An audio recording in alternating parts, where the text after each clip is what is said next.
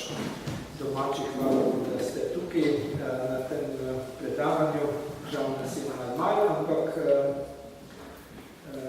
pomembno je, da smo tisti, ki smo tukaj. Lepo pozdravljeni, skratka, imamo danes, ne bomo rekli redko čast, ker je gospod profesor že kar velikokrat v Sloveniji bil, ampak imamo pa vsekakor čast, da nam bo predstavil nekaj iz svojih zadnjih širših raziskav. V predavanje ste videli, kakšno je usmerjeno. Gospoda profesorja bo pa predstavil še malo širše naš kolega Peter. Hvala lepa. Prosim.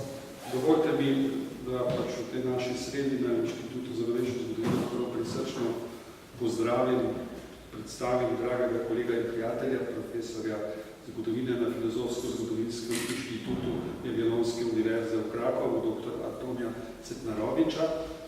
Profesorja Cetnaroviča, kot je bilo že rečeno, nekateri med nami gotovo in dobro poznamo, ser vodilnih poljskih strokovnjakov za južnoslovansko, med drugim tudi za slovensko zgodovino 19. začetka 20. stoletja.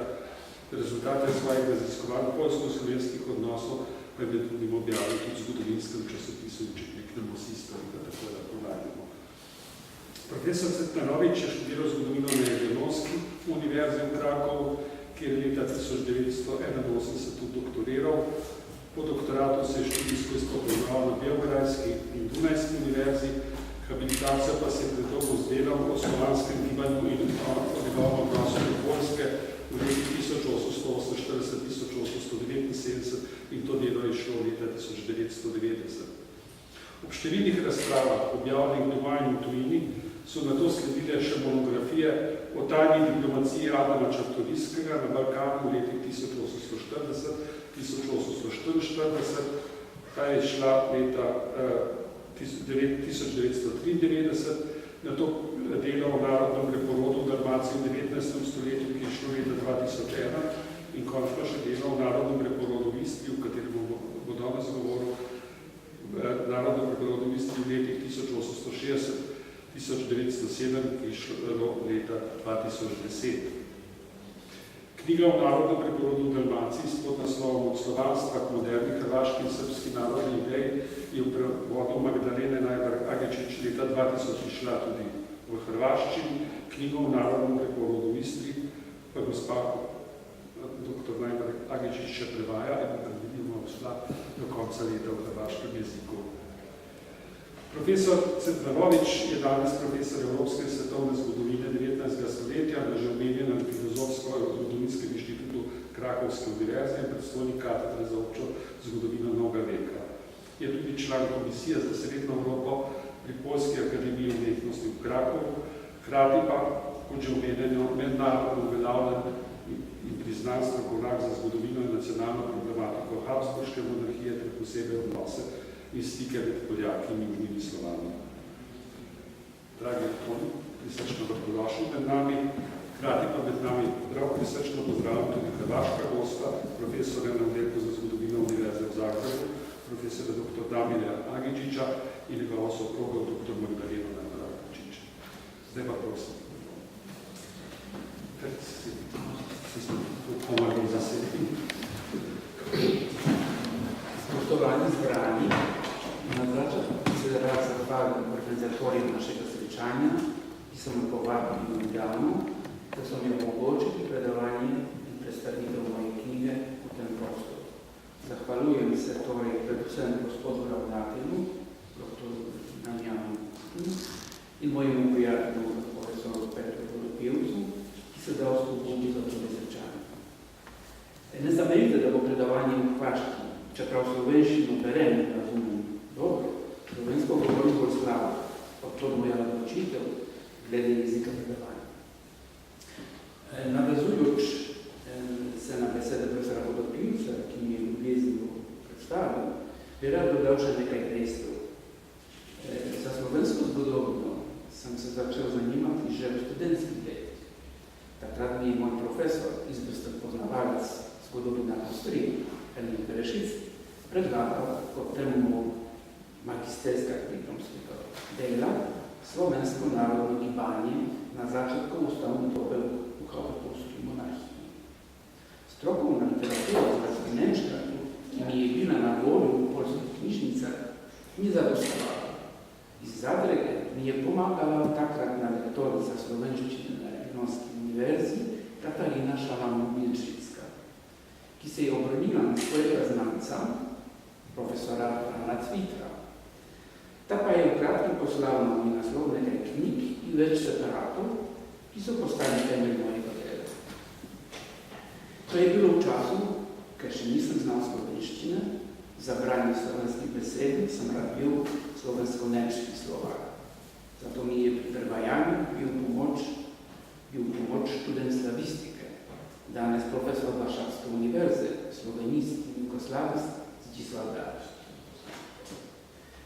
Moj prvi objavljeni članek se je nanašal na odmeve slovenskega narodnog preporoda v galicijskom tisku. V doktorski razpravi, koji sem profesor Peter Podopio spomnil, sem že ukvarjal z drugačno temo, in sicer udeležbovni vlog polske migracije v glavnem kneza Adama Ježija Čartorijskega v tako imenovani srpski krizi na začetku 19. stoletja. Slovensko raziskovalno okolje sem se vrnil po letih zaradi habilitacije, ki sem jo posvetil slovenskemu narodnemu gibanju in njegovemu odnosu do polskih zadev v letih 1848-1879.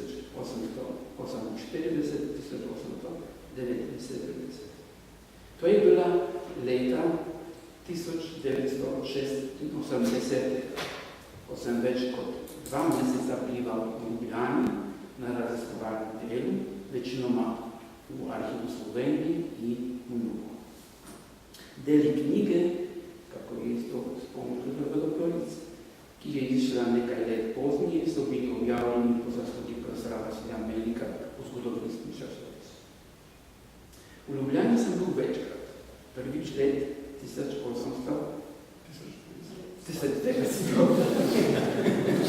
to je za slik, koji se bavi 19. stoljeća i uvijek. 1978.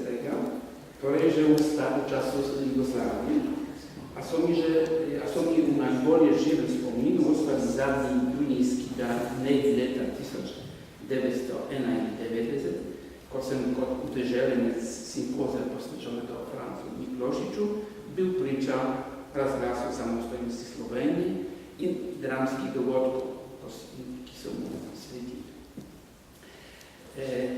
To so bilo v slovenščini, to sem mogel reči.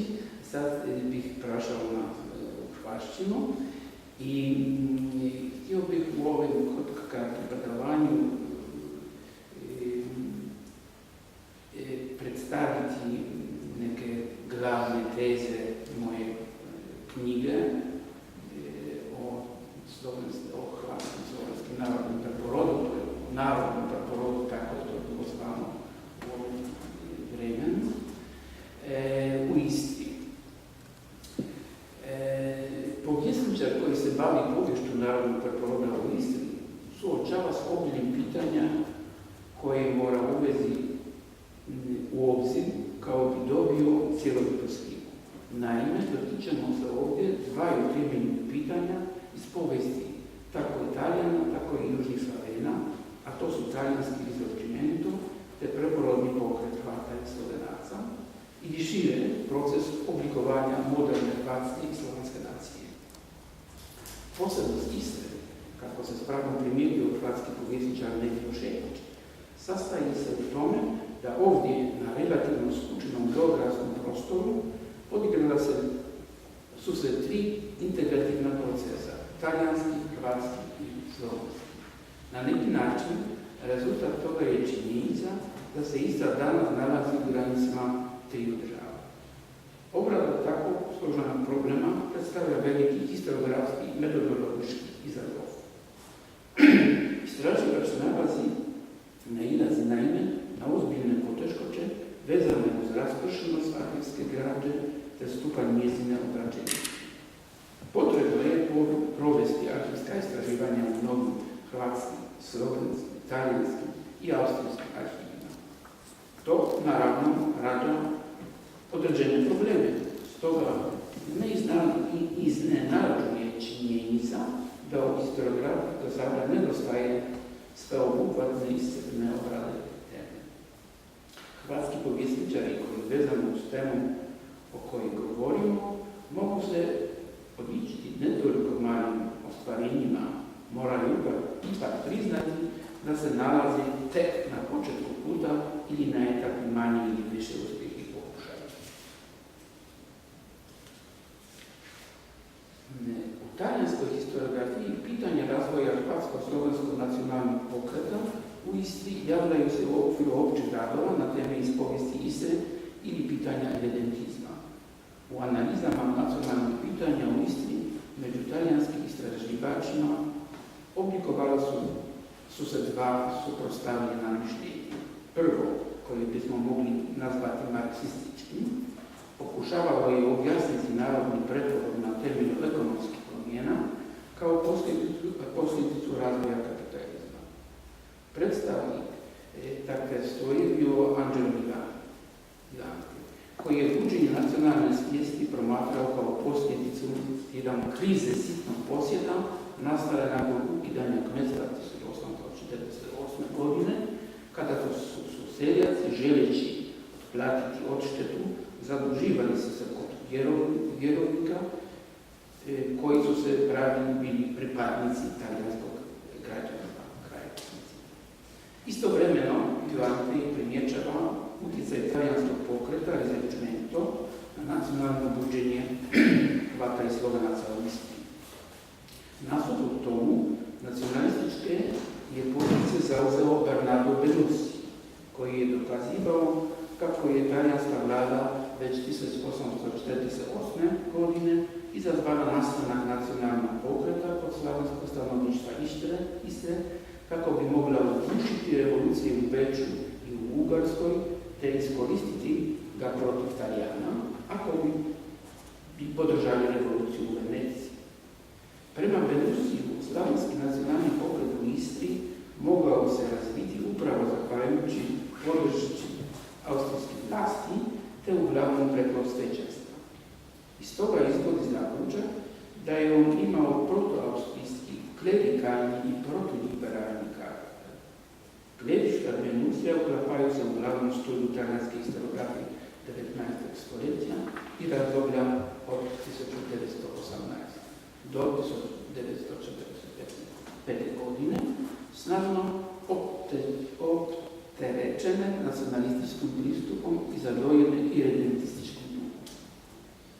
Radovi autora poput Carlo De Franceschi, Conforti Argančini, Randi, Ascoli, Stefani, Tamaro, koji se odnosi na karakter nacionalnog pokreta u Istri, povezuje zajedničko uvjerenje da je Austrija, posebno nakon 1866. godine, na tome prostoru stvorilo nacionalno pitanje, kako bi se na taj način suprotstavila talijanskom i redentizmu. Slavizam, prema tom shvaćanju, bio je tako umjetni proizvod austrijske vlade. Prema Ascoliju, Austrija je favorizila slavenski pokret u Istri, budući da se suočavala s dvije opasnosti. Slavenske, koja je prijetila s istoka, ipak dosta udaljena od talijanske, koja je značila stanje revolucije ustava. Neki predstavnici suvremene talijanske historiografije, nadovezujući se na ideje svojih prethodnika, nastoje ipak ponuditi neke nove interpretacije.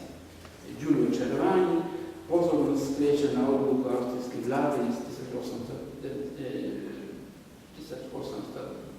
1822. godine, kojim je stvoreno tako imenovano Circolo di Pisino od 1895. Circolo di Ischia, uključujući u njegove granice sjeverno-istočni dio Istre, tako imenovano Liburnu, te Kvarnerska otoke, čime je povećan broj slavenskog stanovništva za oko 60.000, a istovremeno isključujući iz Istre Trst, u kojem je živjelo 80.000 Italijana. Taj je potez po mišljenju Červenija promijenio i istinsku etničku društvenu sliku Istre. Talijanski element sferi na obalne gradove i nekoliko gradova u srednjoj Istri, Buzet, Bujen, Motovu, Nahnu, koji su na taj način pretvoreni u otoke na slavenskim etničkom prostoru. Prema Červinju, stara nacionalistička talijanska historiografija doprinijela je iznošenju na daljnje svjetlo programa austrijske vlade, koji je bio usmjeren na oduzimanje Istri karaktera talijanske pokrajine i pretvaranje je u slavenski kraj. No, po njegovom mišljenju, to nije bilo od presudnog utjecaja na sazrijevanje hrvatske i slovenske nacionalne svijesti, mogla ipak privući Slavene Austrije. Kada je u pitanju stara hrvatska i slovenska historiografija, ona se bavila samo pojedinim fazama narodnog preporoda u Istri ili odobranjem pitanjima. I u tom slučaju ideološki teret i tadašnja metodologija odrazili su se na općoj slici nacionalnih odnosa i oceni narodnog preporoda. Vjekoslav Spinčić, kao prije već 1924. godine, poduzeo pokušaj šireg opisivanja preporodnog pokreta u Istri, posebnu pažnju pri tome posvećujući njegovim početnim fazama koje sežu u Napoleonovo vrijeme, razdoblje liderizma i događaja 1848. godine. Među publikacijama koji su se pojavili poslije Drugog svjetskog rata posebnu pažnju zavređuju radovi Matka Rojnića, Bože Milanovića, kako Rojnić, tako i Miljanović, slično kao Venus, naglašavali su da su austrijske vlasti iskorištivali negativne osjećaje Hrvata i Slovenaca prema talijanskom građanstvu i na posredni način doprinijeli su njihovom jačanju. No, kako tvrdi Rojnić, bilo bi pogrešno tumačiti rađanje hrvatske i slovenske nacionalne ideje kao rezultat nastojanja austrijskih vlasti da se suprotstave talijanskom iridentizmu. Milanović pak ističe vanjske utjecaje koji su dolazili iz Zagreba preko Rijeke, ali i iz Trsta. Zasluga Milanovića bilo je sigurno prezentiranje gospodarskih i društvenih odnosa, crkvenih pitanja i prosvjete u Istri, iako nije pokušao objasniti kao su ti čimbenici utjecali na buđenje nacionalne svijesti među Hrvatima i Slovencima. Vjekoslav Bradović, slično kao bio Ante, nastojao je objasniti generalno narodnog preporoda na socijalno-ekonomskih temeljima, istučujući pri tome pojavu kod Hrvata i Slovenaca osjećaja pripadnosti široj južnoslovenskoj zajednici. Istom tragom kao i Bradović ide zvanja Črnja, tumačeći nastanak preporodnog pokreta i nacionalnu borbu u Istri suprotnostima, citat, između velikog posjeta i trgovačke buržoazije i seljacima koji stjecani pravo na zemlju stvorili sitni posjed, slobodan u ekonomskom smislu, ali opterećen dugovima. Kraj citata. Opširnu sliku društveno-ekonomske situacije u Istri, a i nacrt etničkih odnosa, donosi monografija Ivana Belca. Može se toga kazati da hrvatska historiografija do 1970. godina, 20. stoljeća, nastojala je pokazati početke nacionalnog pokreta u Istri u kontekstu društveno-ekonomskih promjena, posebno s obzirom na pojavu kapitalističkih odnosa na selu. Prezentirane su i pojedine inicijative koje su za cilj imali širenje nacionalne svijesti, koje je pouzimalo uglavnom svećenstvo. Te inspiracije koje su dolazili iz Hrvatske i Slovenije, posebno je pažnja posvećena buđenju nacionalne svijesti u istočnoj Istri, korijekt preporoda, a kasnije također na Kvarnerskim otocima. Tek u posljednjim desetljećima pojavila su se prva istraživanja koja su se bavila nacionalnom ideologijom, a posebno ona posvećena ideologiji pravaštva, uključujući njegovu istarsku inačicu, koja je imala značajan utjecaj na oblikovanje hrvatske nacionalne svijesti.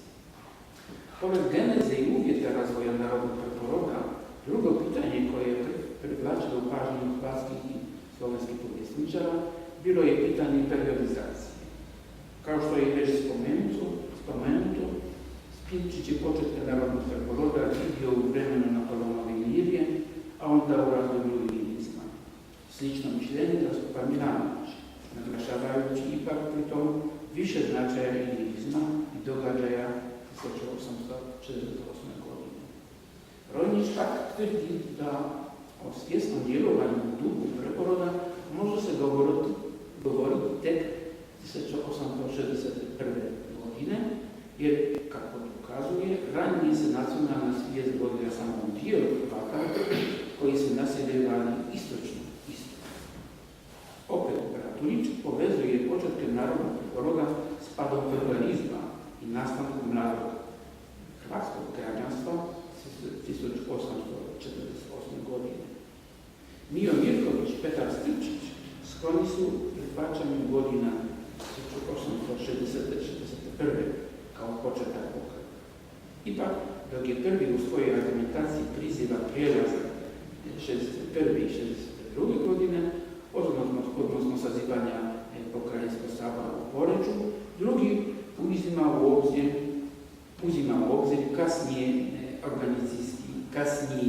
organizacijski rad kao primjerice osnivanje narodnih čitaonica, vrijeme kada je biskup Juraj Dobrila izdao kalendar Istran, odnosno nastanak glasina nacionalnog pokreta Naše Slovje.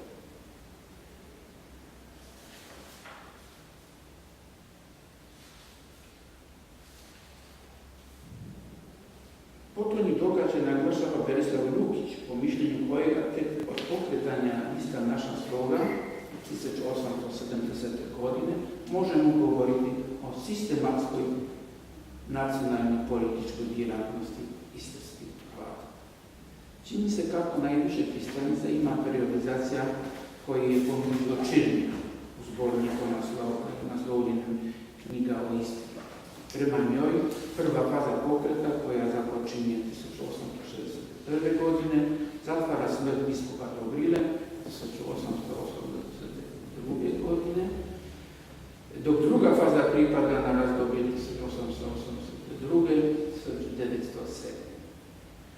Krajnju vremensku granicu koju određuje datum izbora za Carinsko vijeće na kojem Hrvatsko-slovenska narodna stranka postigla veliki uspjeh. Spomenuti već Nevio Šetić u izdanoj 2005. godine monografije predlaže, pozivajući se na periodizaciju nacionalne integracije Hrvata koji je ponudila Mirjana Gross, podijelu 3 faze. Prvu fazu nacionalne integracije, koji zove početnu i određuje na razdoblje od 1830. do 1860. godina. Tu fazu dodatno dijeli na 2 etape. Prva obuhvaća 30. i 40. godine 19. stoljeća, kada se odvija proces penetracije ilirskih ideja na području Istre i Kvarnerskih otoka, a druga 50. godine koje obilježava zrelija djelatnost određenih pojedinaca u pravcu postizanja nacionalnih ciljeva. Osnovna faza nacionalne integracije obuhvaća prema Šetiću razdoblje 1861. do 1907. godine. Unutar nije razlikuje 3 etape. Prva do 60. godine 19. stoljeća, druga obuhvaća razdoblje 1872. a treća godine 1882. 1907. Treća faza koju Šetić zove razdobljem stagnacije ili posrednom fazom, a obuhvaća razdoblje 1907. 1941.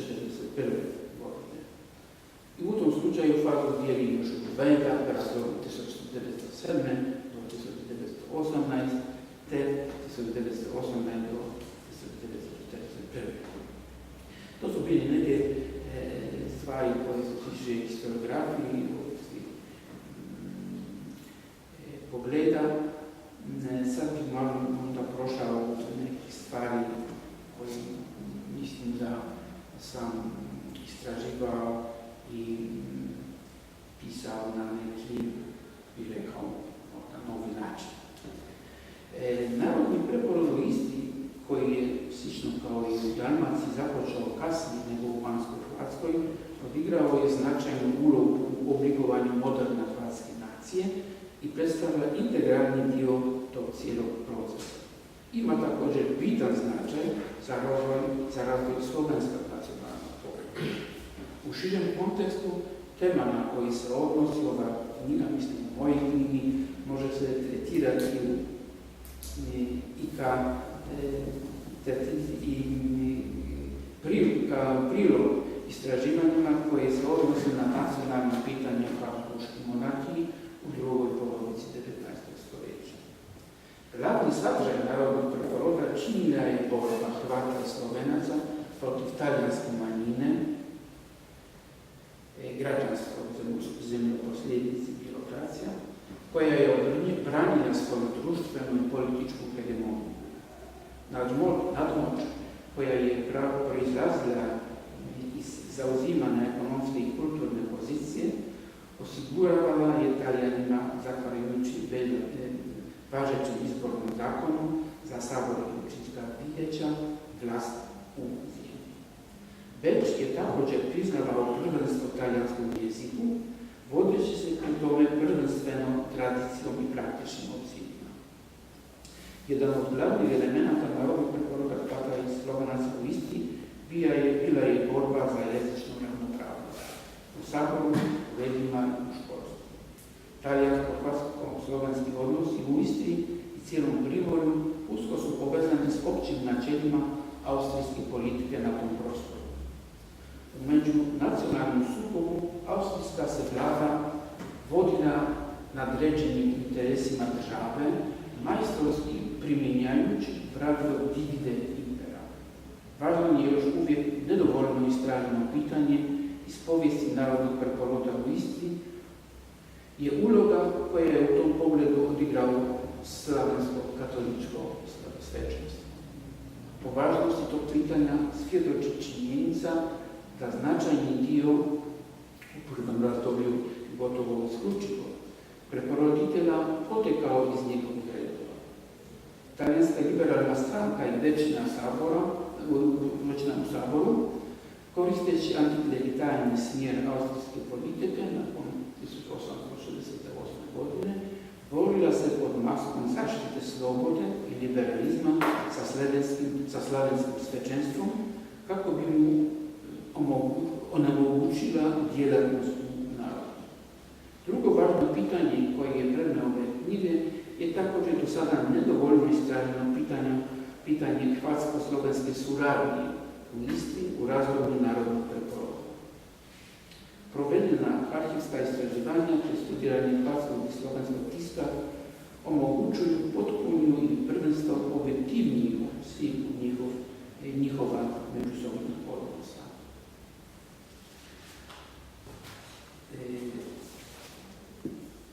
Tu sam malo pisala, mislim da to spustim ove moje viri i sve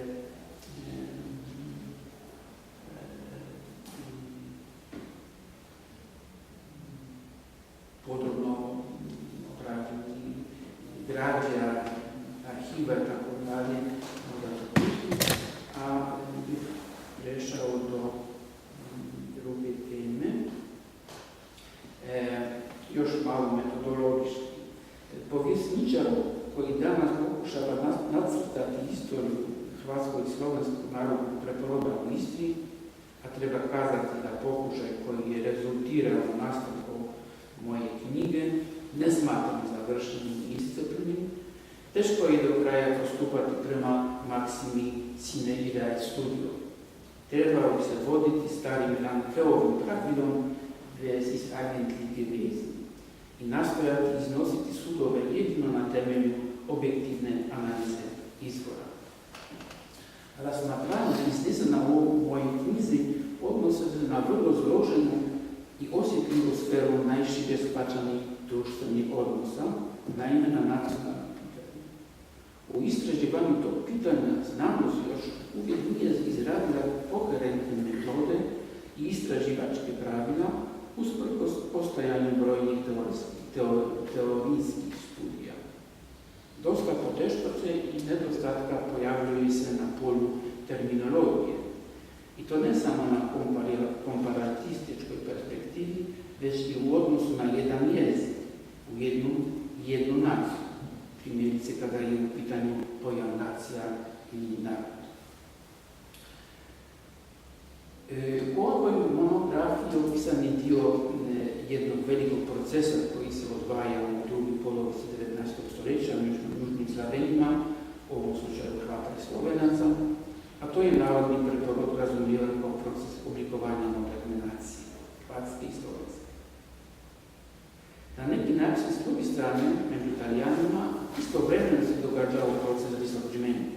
Istovremeno preko oslobođanja ujedinjavanja talijanskih zemalja. Za istarske Italijane taj pokret nije završio ni 1861. godine, kada je nastala Kraljevina Italija, ni 1866. kada je u njej pripojena Venecija. Istra je tako ostala jedna od onih terra irredente, čiji je pripajanje Italije postao cilj i sadržaj pokreta irredente. Borba za italijanitet Istre imala je za aktiviste talijanske liberalne stranke dvostruku dimenziju. S jedne strane trebala je sankcionirati talijansku političku, društvenu, kulturnu dominaciju u zemlji, a s druge strane predstavlja je argument kako za već tako i za Rim, u borbi za ujedinjenje s Italijom. Talijanske elite propovijedajući svojevrstan lokalni patriotizam predstavljali su se kao zaštitnice interesa cijele pokrajine, nastojeći svojiti dojam među slavenskim stanovništvom da njihova vladavina donosi zemlji korist. Početak pokreta narodnih preporoda među Hrvatima i Slovencima u Istri pripada na godinu 1860. što je bilo uvjetovano ustavnim promjenama u Habsburškoj monarhiji. To je točno u isto vrijeme kada je pokret risorgimenta dostigao svoj apogej. Italijani u Istri imali su, kako se činilo, sve atute da proglase Istru talijanskom zemljom. Povijest, tradiciju, kulturu, jezik, gradove, imovinu i društvenu poziciju. Hrvati i Slovenci morali su na početku na vagu baciti brojčano prava. Njihov oslonac postalo je prirodno pravo, kasnije u slučaju Hrvata i povijesno pravo, a od 1867. godine ustavno jamstvo nacionalne ravnopravnosti. Temeljna podjela naslijeđena iz mletačkih vremena na Talijane građanstvo te Hrvate i Slovence seljaštvo, koji je predstavljao polaznu točku analize društvenih nacionalnih odnosa, posebno tog italijanskih povjesničara, krajem 19. stoljeća, gubio je na oštrini vezano uz razvoj slovenske inteligencije i građanstva. Prva faza narodnog preporoda u Istri obuhvaća razdoblje 1860-1882. godine, bilo to vrijeme djelovanja neospornog vođe preporoda u Istri, biskupa Juraja Dobrile. A to je dakle borba Hrvata i Slovenaca za dobivanje utjecaja na javni život preko povećanja vlastite reprezentacije u tijelima lokalne vlasti, odnosno u Saboru, u općinama, završila je neuspjehom. Također i na području borbe za jezičku ravnopravnost Hrvati i Slovenci doživljavaju poraz. Valja ipak naglasiti da gotovo kroz čitavo to vrijeme hrvatski i slovenski preporoditelji nastojali su izbjeći nacionalni sukob. uvijedajući potrebu miroljubive koegzistencije s talijanskim građanstvom. Jedini uvjet koji su dosljedno postavili bilo je postizanje jezične ravnopravnosti. Pomirljivih gesta i želje za sporazum nije nedostajalo ni na drugoj strani. Poraz narodnog pokreta u prvoj deceniji prisilio je preporodne aktiviste da na poduzimanje svojevrsnog organskog rada, koji je za cilj imao podizanje nacionalne svijesti širih slojeva. Tome su trebale služiti narodne čitaonice, te akcija koja je organizirana po uzoru na Slovence, okupljanje velikih ljudi na otvorenom prostoru, takozvani taborsko gibanje. Nakon godine 1882. godina smrti biskupa Dobrile, započinje nova etapa narodnog preporoda. Na pozornicu stupa novi naraštaj preporodnih aktivista, preporoditelja, Vjekoslav Spinčić, Matko Laginja, Matko Mandić, koji su za razliku od svojih prethodnika, koji su odgojeni u duhu lirizma, zagovarali jugoslovensku ideju, naglašavaju pod utjecajem stavova vođe stranke prava Ante Starčevića hrvatsku nacionalnu ideju. Njihove glavni cilj kojim su težili postalo je ujedinjenje Istre s Hrvatskom, no za početak nastojali su ponaroditi javni život i osigurati prava hrvatskom i slovenskom jeziku. Od tog trenutka nacionalna borba poprima sve oštriji karakter. Prvi uspjesi nacionalnog pokreta bila je pobjeda na općinskim izborima 1887. godine u dvijema najvećim općinama, to je u Pazinu i Buzetu, te povećanje slavenske reprezentacije u Saboru.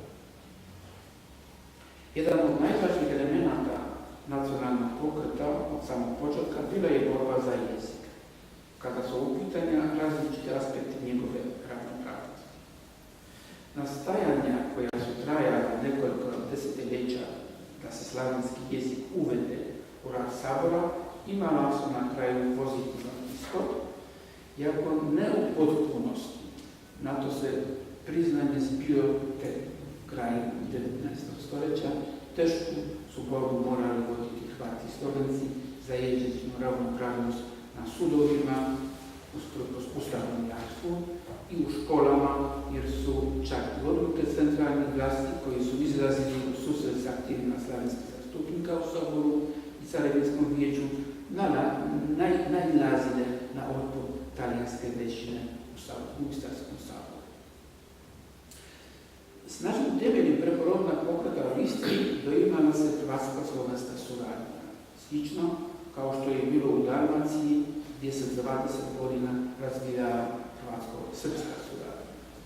U staroj jugoslovenskoj historiografiji ona se navodila kao jedan od primjera uobičajene parole o bratstvu i jedinstvu. U biti, Slovenci slavili u brojčanom smislu, u njoj se vidjeli priliku za ostvaranje vlastitih nacionalnih ciljeva. Djelovanje Hrvatsko-slovenskog kluba u Saboru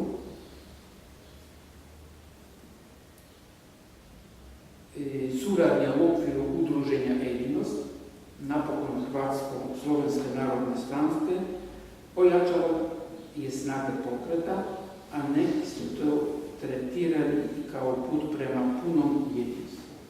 Ipak, kada su 90. godina 19.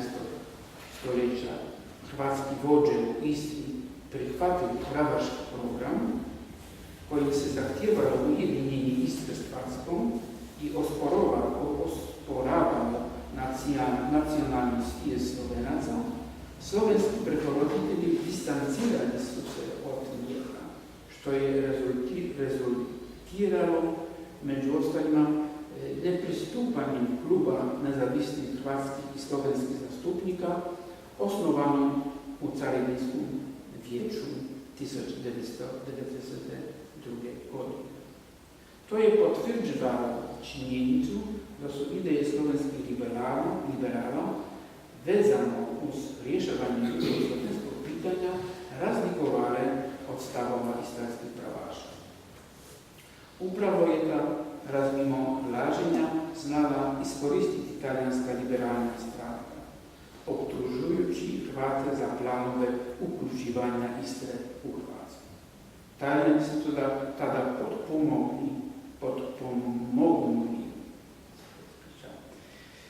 potpomognuli osnivanje, a onda su ga i podržavali, separatističkog pokreta Ivana Krestića, koji je zagovarao lokalni istarski patriotizam i bio kritički orijentiran prema hrvatskoj nacionalnoj ideji. Hrvatsko-slovenska narodna stranka, nakon što je prevladala krizu 1902. godine, u narednim godinama počela je postizati uspjehe, čija je kruna bila pobjeda na izborima za Sarajevsko vijeće 1907. godine. Taj datum hrvatska historiografija prihvaća kao cezuru kojim se određuje kraj glavne faze pokreta narodnog preporoda u Istri. Ja bih se nakon zahvalio, mislim da to je malo duže trajalo. Neke druge stvari, neke pitanja, to bih mogao još govoriti. Imam još neke tekstove koje se tiče borbe za hrvatsko-slovenskog jezika u Saboru. To je bio neki referat koji sam naglašao na simpoziju u Poreču sa zbog obljetnice uspostavljenja 150. obljetnice uspostavljenja sabora, Istarskog sabora, pa isto neke još druge stvari koje se tiče podrobnost borbe sa talijanskim revenitizmom u 70. godina, ali to mislim da ako bi bili nekada zainteresirani za to stvari, još to dopuniti. Hvala lepa. Hvala lepa. Bomo k sprašanju šli naprej. Malo bo kakšno vprašanje najbrž ima, mislim, da je veliko stvari takih, ki bi se ga vprašali.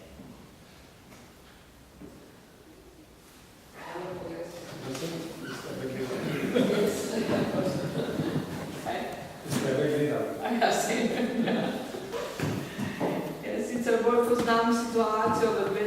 stoletju kot v 19. in bolj ta zahodni del Istre, severozahodni del Istre, ki je v bistvu se dotika slovenskega vprašanja. Med Italijani je tudi za 20. stoletje, zlasti za čas fašizma, značilna ta slogan, da so pač, kar ste tudi omenili, Slovani, Slovenci, Hrvatje, podeželani, kmetje, Italijani so pa v mestih, ampak za popolnoma vsa območja to ne drži. Zlasti ta severo-zahodni del Istre, Bujščina in Stavščina, in to je predvsej italijanskega prebivalstva, italijanskega, tudi na podeželju. In zlasti za ta del je zelo značilno ta mešanica oziroma neizrazita nacionalna zavest. Ded je Hrvat, mama je Slovenka, neki Italijan, zraven so še Benečani, še mogoče kdo drug. Zdaj, kako se to odraža v 19. stoletju? Ali je že to, da na tem območju ta narodni preporod sploh lahko imel nek vpliv ali pa ne? Govorim zdaj za to severozahodno Istro, kjer vsaj po mojem mišljenju, tudi v prvi polovici 20. stoletja o neki zelo močni nacionalni zavesti težko govorimo. Bolj je pripadnost nekemu teritoriju in pa mogoče trenutni oblasti, kar se zlasti pokaže pri popisih prebivalstva. Jaz sem gledala te popise za konec 19. in 20. stoletja po posameznih krajih. Ta nacionalna opredeljenost oziroma opredelitev jezika zelo varira.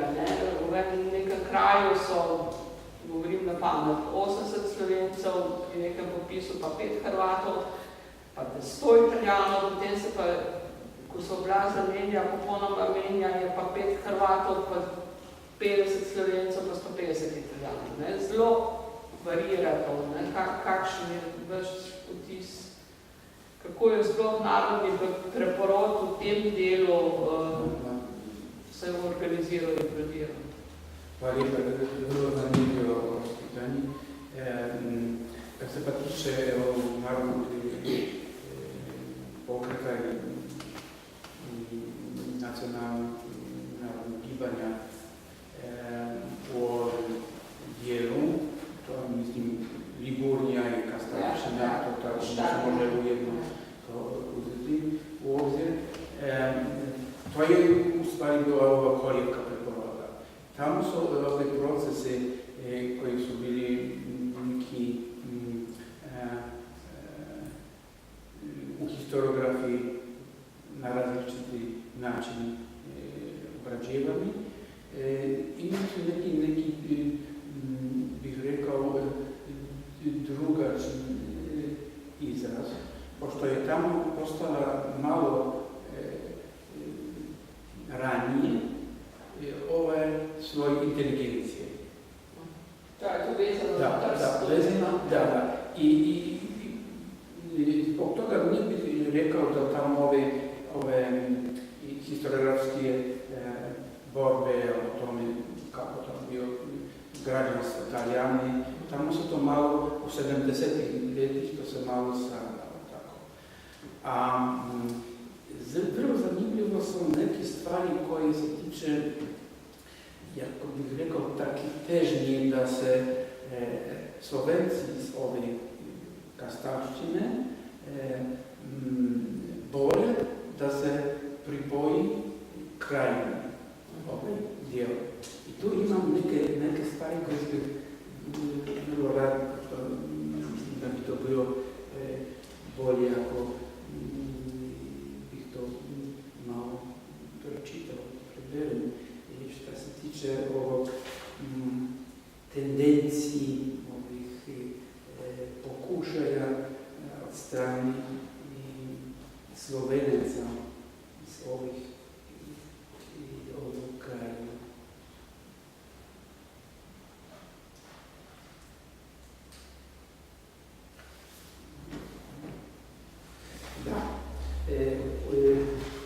Ispričavam da bom pročitali, možda to bi bilo važno. U razdoblju teritorijalne, to je moj članak, sukoba i priroda nove administrativne podjele područje bivše austrijske Istre privuklo je pažnju ne samo Hrvata i Mađara. I slovenski zastupnici iz Kranjske, koji su zasjedali u Carinskom vijeću u rujnu 1867.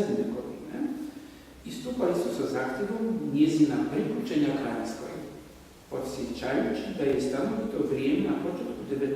stoljeća bila pod upravom gubernija u Ljubljani, to je stvar.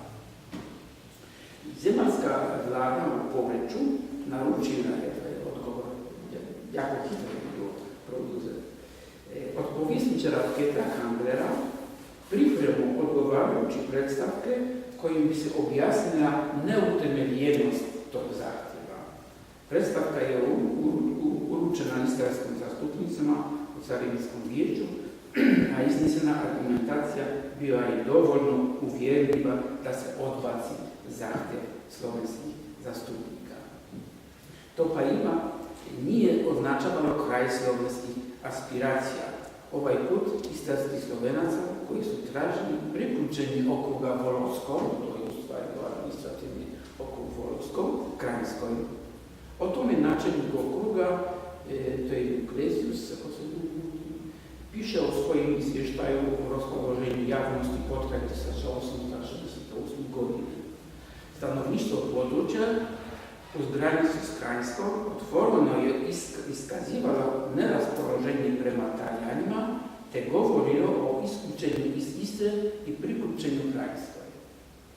Te je tendencije prema načelniku jačala agitacija koju su vodili krajski Slovenci, ali i isključivost i dominacija Talijana u Istarskom saboru. Sadržaj načelnikova izvještaja namjesnik je ukratko predstavio ministru unutarnjih poslova, tako nije to bila stvar, tako nije malo važno. I još, mislim, imam neke druge podatke koje se tiče na ovom stvaru, slovenskim.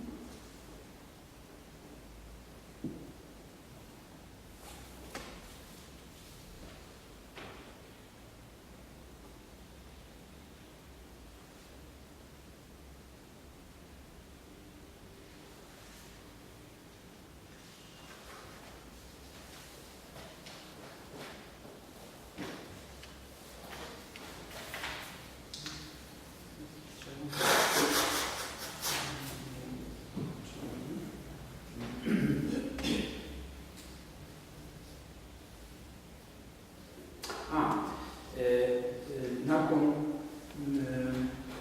ove reorganizacije monarhije, dualistički sistem dualizma, Južni Slaveni uopće nisu bili zadovoljni s toga. Bilo je neke manifestacija. Jedna od oblika ove manifestacije na zadovoljstva dualizma bilo njihovo, mislim, Južnih Slavena, sudjelovanje na Slavenskom kongresu u Moskvi u svibnju 1867. godine, što je zasigurno imalo obilježje političke demonstracije. Slična raspoloženja mogla su pronaći i u Istri, a to se tiče Slovenaca. Na blagdan duhova organiziran je u Postojni tabor pobratimstva Hrvata i Slovenaca, koji je po mišljenju vlasti imalo karakter panslavenske priredbe. Prema izvještaju načelnika okruga Borovskog, takav je duh jasno dolazio do izražaja u govorima i zdravicima, uključujući one u čast ruskog cara Aleksandra. Nevjerovatno, a to je stvar. Svugdje su se viorile i probojne slavenske zastave slične Ruskoj. Sve je prema načelniku okruga ličilo na političko skandal, iako se, kako je uvjerilo slavensko stanovništvo, njegova okruga prema toj priredbi podnijelo rezervirano. Istovremeno se usporedno s austrijsko-mađarskom sukobom oko Rijeke javio još jedan ozbiljan problem. Naime, na području Kastavštine i cijele Liburnije pojavili su se agenti, koji su domaće stanovništvo podsjećali da je to područje nekad pripadalo Ugarskoj i agitirani za uključivanje rijeke Liburnije kroni Svetog Stefana, tako i drugi. Oba su problema jako uznemirana vlasti u Borovskom. Načelnik Klezuz je u pismo kastavskom načelniku pisao čak o hrvatskim i slovenskim protuglavnim demonstracijama koje bi mogli dovesti do političkog potresa na nacionalni osnov. Tako, ima još u ovom pokretu neke, bih rekao, take separatističke neki tendencija sa strane Slovenaca, pa isto i ovi ljudi stanovništva koji su bili za udruženim sa jedinim sa krunom Svetog Stefana. Pa to je bi označalo isto i za Hrvatsku. Še kaj, prosim, še kakšno vprašanje, še kakšna tema, ker meni se zdi prav to vprašanje, ki je Nevenka uspela pravzaprav ključno za razumevanje, ker tukaj je bil proces najbrž te diferenciacije nacionalno, hrvaško-slovenske. Veliko težje seveda kot hrvaško-slovenski in za Italijani. Ampak, ko si govoril o zahteva jezikovne enakopravnosti z vidika Hrvatov in Slovencev. Kaj to pomenilo? Tudi eno jezikovno diferenciacijo med slovenskim jezikom in hrvaškim, ali se govori samo o slovanskem jeziku, nekem skupnem hrvaško-slovenskem dialektu. Ker tukaj je pravzaprav, če je jezik kriterij ločevanja za italijano, pa mislim, da ta proces jasni pravzaprav ni problematičen. Tukaj med Hrvati in Slovenci je ta proces veliko bolj težaven. Kakšno vlogo zdaj igra jezik v teh slovensko-hrvaških odnosih? Da, ima prav, to je zelo zanimljiv problem. Za Italijani, to ni bilo važno, da so slovenski in hrvaški, oni govori, da to je slavo ili to je prosto. Na početku rada, mislim da djelovanje skupaj bili njegov kruga, isto to su neke stvari. Prvi kalendar Istran, on je imao neke jugoslovanske obilježje, tako da hrvaški i slovenski to su skupali tajno. Pa i u radu primjerice za ravnopravnost jezika u Saboru, tu su zajedno dobila sa Bartom Legatom Biškopom Trsta Kogra, zajedno se govorili o to i istupali zajedničko. Ali sve se to malo mijenja u ovi drugi periodne etape kad su dolazili ovi pravaške teologije i tada su počeli još neke sukobe i konflikte. Isto na ovom temelju jezikom.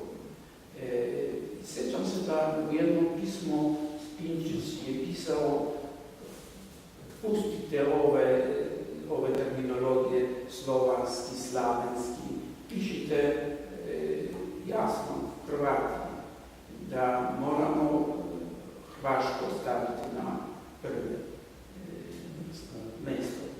I tu se još vidi da onda je bio problem sa jezikom u Saboru, to još Slavoj Augustinko, slovenski zastupnik, mi se slagao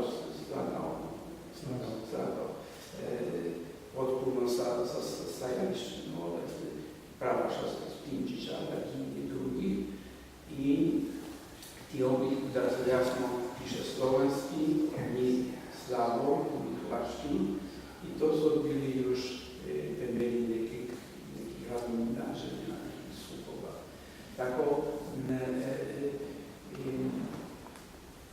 vrlo moćno je brojnio slovenskog jezika i slovenskog identiteta Anton Gavršče, to je bio novi sočredaktor, on je pisao Spinčiću otvrtu, tako da to nije moguće da za Slovence prve delo to je zamijenjena Slovenija, ali nije isključivao u budućnosti da dođe do neke zajednice hrvaške slovenske.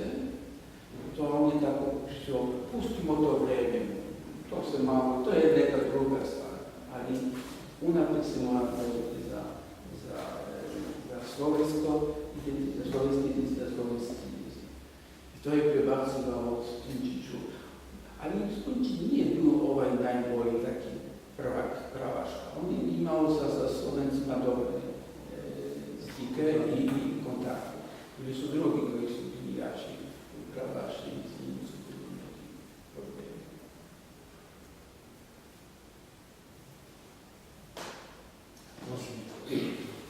No, jaz bi se nadaljeval tukaj, ker si ti začel, ker si ti končal z eno drugo temo. Namreč z vprašanjem pomena ekonomskega faktora v nacionalni integraciji, ne morem iz svoje kože izpostavljati. Namreč, že te študije, ki jih je že od leta 68, recimo uveljal Miroslav Krofler, se vidi, da pravzaprav politične in kulturne emancipacije brez neke ustrezne ekonomske podlage ekonomske emancipacije. In zdaj, te bi zdaj bilo moje vprašanje. Prvič je to, Zdaj sam pomen, zlasti glede na to dihotomijo, ki velja za Istro, ta socialna in ekonomska certifikacija, delitev med italijansko napredno sfero in recimo temu slovensko-hrvaško oziroma slovansko nerazvito ekonomsko sfero. Kolikšni meri to samo vpliva na proces političnega ali pa recimo nacionalnega ozaveščanja, to je bilo eno vprašanje. Drugo vprašanje je pa ravno to, kar je Peter govoril o distinkciji med slovenskom in hrvaškom. Namreč, zakaj je to vprašanje? Ker Slovenska katoliška zadružna zveza je seveda nastala iz te težnje po ekonomski emancipaciji znotraj tega širšega konteksta katoliške gospodarsko-socialne doktrine in k jasni ekonomske emancipacije neke slovenske skupnosti. In zdaj, tudi v Istri seveda ta proces poteka. Vprašanje je pa zato, ker Slovenska zadružna zveza, se pravi ta iz katoliškega tabora, ravno tako posega v svoji organizacijski strukturi v Istro in vključuje hrvaške kraje, hrvaško prebivalstvo in jih vključuje v to slovensko mrežo. Argumentacija je, da je treba Hrvati pač pomagati, da se tudi ekonomsko v Istro osamosvojijo in tisti trenutek, ko bojo prišli do neke točke razvoja, se to hrvaško zadružništvo lahko osamosvoji in se to dejansko tudi je zgodilo. Kolikšni meri taka stvar pravzaprav vpliva zlasti na tem, kar ste rekli, s to propagando, ki se iz banske Hrvaške, o čistem Hrvaštvu, o stranki prava prenaša v Istro, kolikšni meri to vpliva pravzaprav na neko nacionalno zaveščenje prevedene skupnosti? Moram reči, da ove ekonomske stvari nisam ja poznavala dobro, ali to, kad sam bral ove literaturu, knjige slovenski, hrvaški, to je bilo tamo uzeto u obzir pred dvoma. Ali za mene je bilo zanimljivo predvsem da pogledam ovaj proces narodnog preporoda, narodnog puđenja, uzeći u obzir predvsem jezične stvari, pa da tu i ove političke borbe sa talijanskom liberalnom strankom. Tako da već me je bilo zanimljivo da vidim što je rekli ovo gibanje katoliško. To je reč poznato da su prve kadrove, to su bili svećenici. I pa u 60. leti kada su ove nove ideologije liberalne su neko bili bili protiv katoličkog gibanja, protiv katoličke ideologije. To ovaj hrvatski nacionalni i slovenski pokret je bio u teškim trenucima. Talijani su uvijek bili primjer naprijeda, liberalni, nazovite, sve to nazovimo, sve te probleme u 70. godina jasno, vrlo moćno su bili prisutni.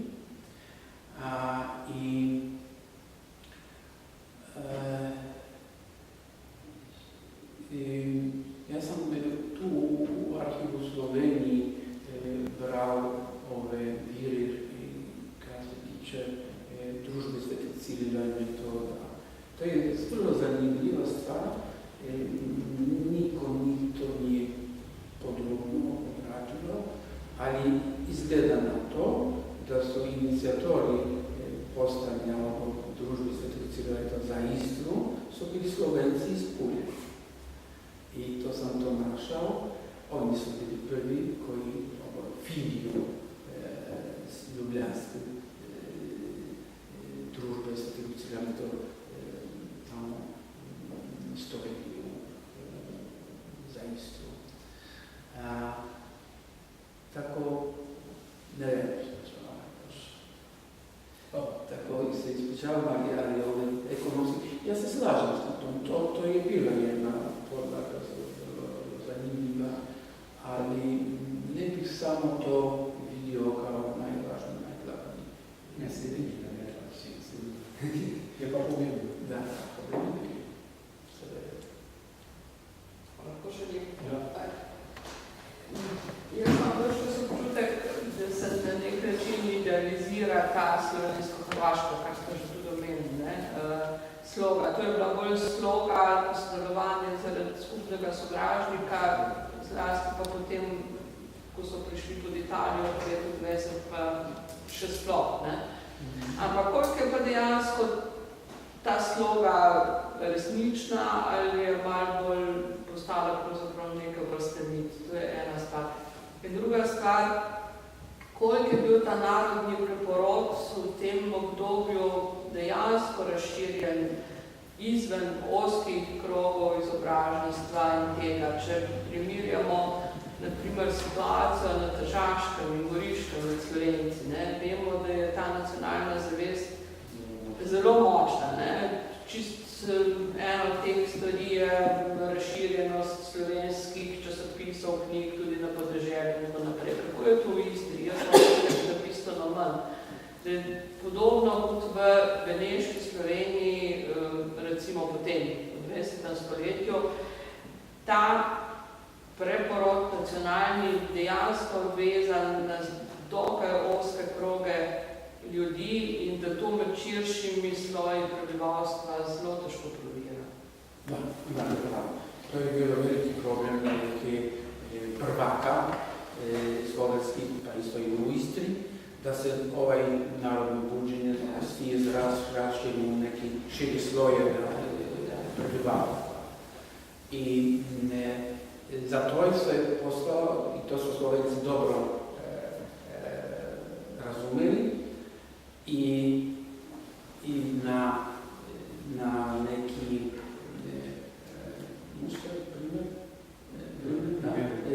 Slovencu su isto i u Istri postaju ovi taborsko kibanje. Pa to inicijatori su bili isto Slovenci.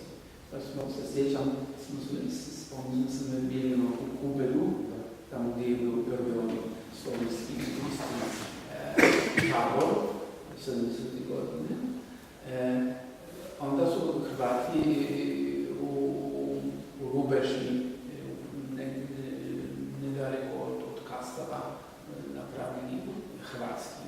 Ali i to je bila neka pot za raširenje nacionalne svijesti između ovih prebivalstva. Tabori. To su veliki doprinos bili od strane ovih goriških Slovencev. To dobro je pisao o tom Branko Marošić. Tamo su bili i Karel Lavrić, i Ivana Bregović u Trstu i drugi koji su vodili vođa Hrvati narodnog preporoda. Isto imaju, to bih još mogu podcrtnuti, veliku ulogu Slovenci pri nastojanju prvog novine. Na časopisa Naše sloge. Pa to je bili Matko Baštjan, neki drugi.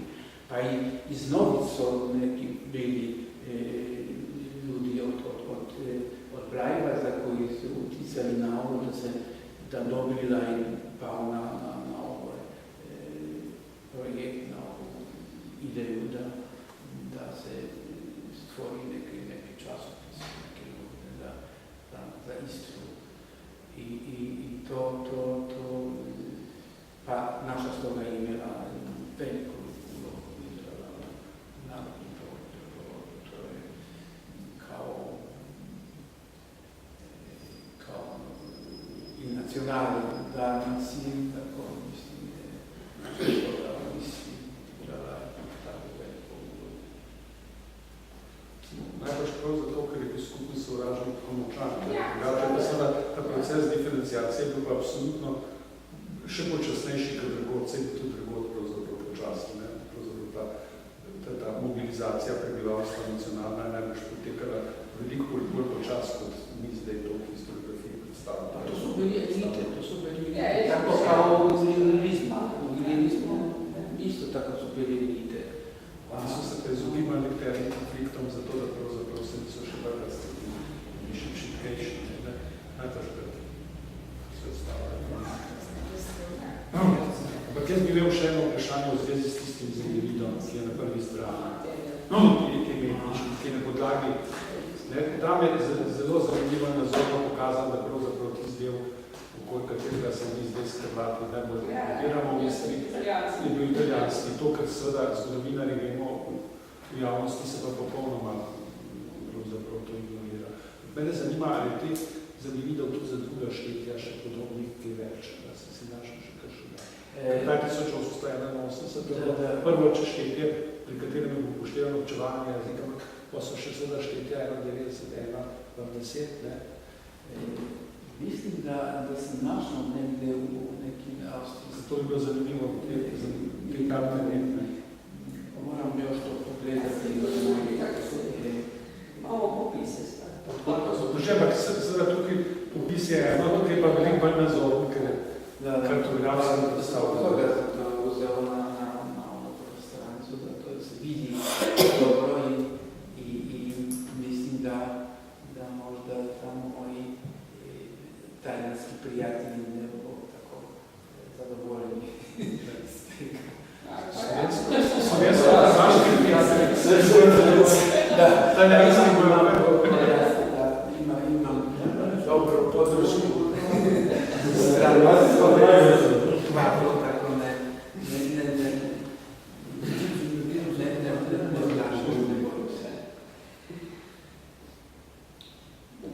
Škoda, da se pravzaprav slovenska historiografija bolj intenzivno pravzaprav s tem Istrom ukvarja. Kramna je ovo,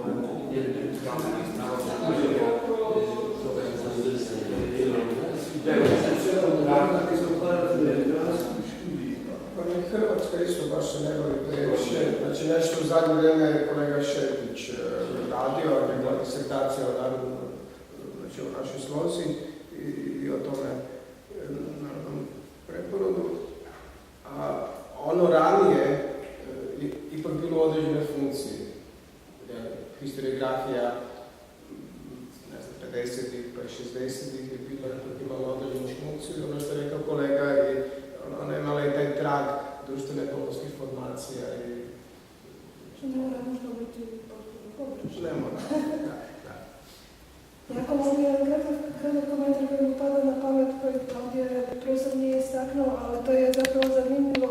Kad sam ja prevodila i ovu prethodnu knjigu o narodnom preporodu Dalmacije, sad prevodimo ovu narodnom preporodu Istre, onda na neki način usporedna situacija u te dvije pokrajine također nešto omogućava uočavanje nekih pojava, dakle u jednoj i u drugoj zapravo Slaveni, bilo da se radi o Hrvatima i Srbima u Dalmaciji, bilo da se radi o Hrvatima i Slovencima u Istri, kreću u zajedničku borbu jasno protiv moćnog protivnika, zajedničkog, i onda dolazi u oba slučaja do razilaženja u jednom trenutku, a diferencijacija u Dalmaciji je na neki način jednostavnija jer se zapravo jasno po vjeroispovijesti zna tko je tko. U jednom trenutku postaje jasno, da tako kažem, prije možda neki uopće nisu smatrali to bitnim.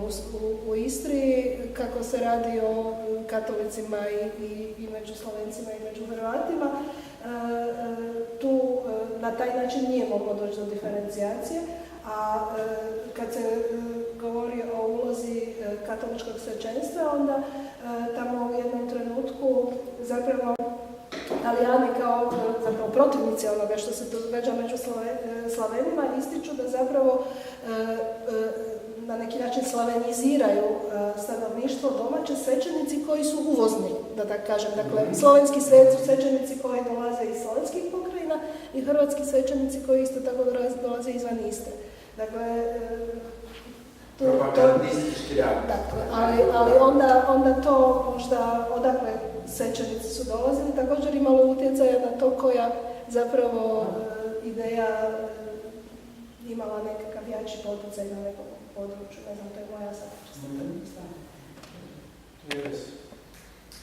Ja, s tem, da je treba mogoče upoštevati tudi, da v Dalmaciji je ta italijanski element bistveno manj močen, kot je v Istri. V Dalmaciji je Italijanov, ne vem, takrat, če jih je 10.000, je velik, ne? 18.000, no. Ampak proti tem v Istri, kjer jih je 100 in 130.000 ali nekaj tacka, je bistveno manj močno. Ne? Potem je tudi bližina Italije le drugačna, kot je tam dole. V vsakem primeru, dva primera kažeta, da tisto, kar sicer tudi drugod vemo, ampak tukaj je zelo se dobro biti, da ta nacionalna mobilizacija prihaja od zgoraj in vzdolj. Mislim, da še lepo spodbuja neko diferenciacijo, ki pa pravzaprav v Istri tudi pravzaprav še po drugi svetovni vojni ni bila končana.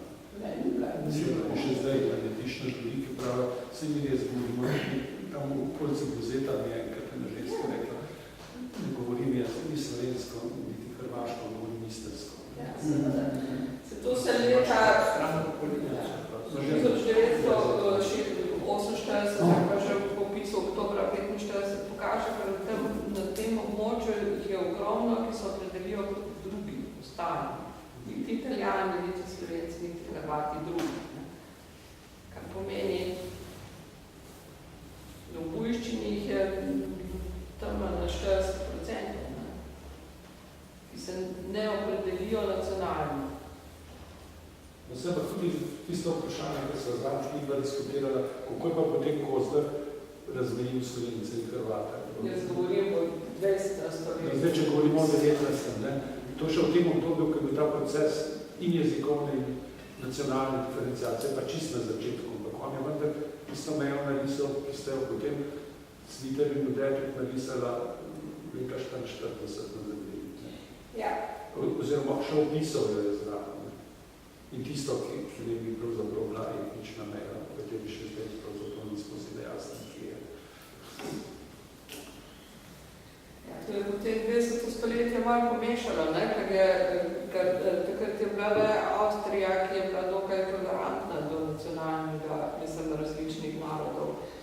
Ena Italija ni bila tolerantna, ne? In se tudi to igrajo element, ne? Da se potem...